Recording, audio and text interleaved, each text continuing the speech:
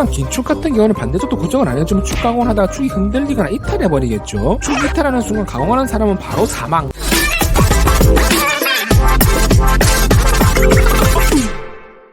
예, 안녕하세요. 디시입니다. 오늘은 2D 도면의 센터 가공 기입 방법에 대해서 한번 알아보도록 하겠습니다. 센터 구멍은 100mm 이하 축엔 안 해도 큰 상관없는데 시험에서는 웬만하면 축에는 기입을 해주시는 게 좋습니다. 인벤터에서는 지지선으로 기입을 해주시면 돼요. 리본 메뉴 주석되면서 지지선 클릭해줍니다. 축 끝에 쪽에 1 찍으시고 그 다음에 2 찍으시고 3 찍으시면 돼요. 마우스 오른쪽 계속 눌러줍니다. 그 다음 센터 구멍 규격을 기입해주시면 됩니다. 규격쯤 예시에는 B2.58이라고 되어 있는데 너무 크기 때문에 시험에서는 A2-4.5 이렇게 넣어주시면 돼요. 이건 무슨 뜻이냐면 공단 KS 규칙에 보시면 A형, B형, C형이 있습니다.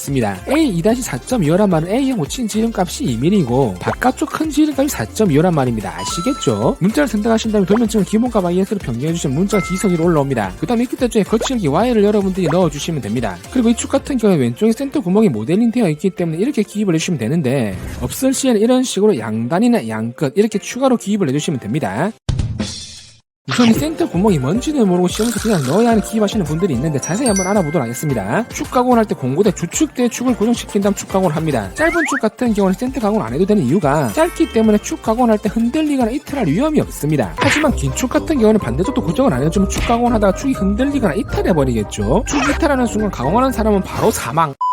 그래서 센터 드릴로 센터 구멍 가공을 한 다음 고정을 시키는 거죠. 그 다음 심압대 축 센터를 반대쪽도 고정해줘야 흔들리거나 이탈하지가 않습니다. 축 가공하는 영상을 보시면 아시겠지만 센터 구멍에 고정 회전을 하면서 가공을 하기 때문에 저 구멍 거칠기가 Y가 되는 것입니다. 선생님, 오토캐드에서는 센터 구멍 화살표를 삼각형 모양으로 넣는데 인벤터는 왜 화살표로 넣나요? 이렇게 다들 물어보시겠죠. 공단 KS 규격지 48번 센터 구멍의 표시 방법에 보시면 반드시 남겨둔다, 남아있어도 좋다, 남아있어도 안된다 이렇게 세 가지가 있습니다. 오토캐드에서 저희가 넣은 것은 센터 구멍을 반드시 남겨둔다는 말이고요. 인벤터에서 넣은 거는 남아있어도 좋다는 말입니다. 즉 센터 구멍이 남아있어도 되고 없어도 된다 그 말입니다. 즉 쉽게 말해 남겨둔다, 남아있어도 좋다 둘 다 똑같은 말입니다. 그래서 지지선으로 넣으셔도 전혀 상관없습니다. 남아있어서는 안된다, 이거는 센터 구멍을 뚫어서 축 가공을 한 다음 구멍이 남지 않도록 구멍 깊이만큼 날려버리는 건데 구멍이 남아있다고 해서 축의 기능을 못하는 건 아니기 때문에 거의 사용을 안합니다. 센터 구멍 알고 보니 별거 없죠.